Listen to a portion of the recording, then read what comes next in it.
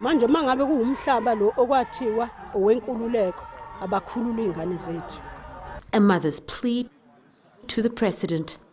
Phumzile Khathini wants nothing more than to see her son given a second chance. And she believes the president is their only hope.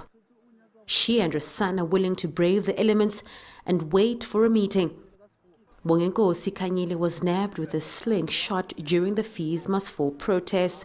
He says he knows a public violence conviction is no laughing matter.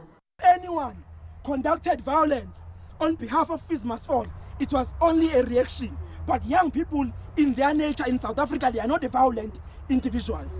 Even today, I'm a convicted person, and I believe that I'm a very innocent man.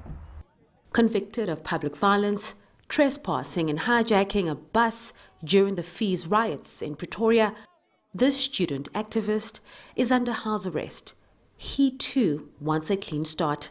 The president needs to remember that in every June 16 around the country, they have a commemoration of, June 16 activists.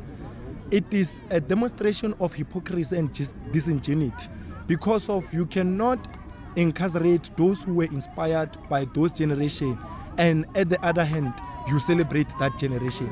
The union building's locked gates are not deterring the students. We're here to see the president. But it seems it's out of the president's hands.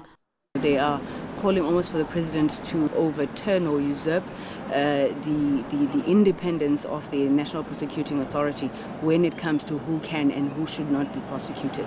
This the president will not be in a position to do, and therefore he cannot decree a blanket amnesty. Diko says granting a presidential pardon is not that simple.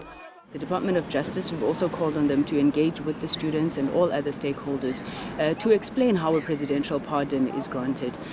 This includes, amongst others, an application to the Department of Justice where you have to set out certain, or at least respond to certain guidelines. Amongst those is that the institution or the individual against whom the offense was committed should at least not object to the president granting a presidential pardon. Kanyile is said to be sentenced for his crimes in October. Leranzo Temba, Pretoria.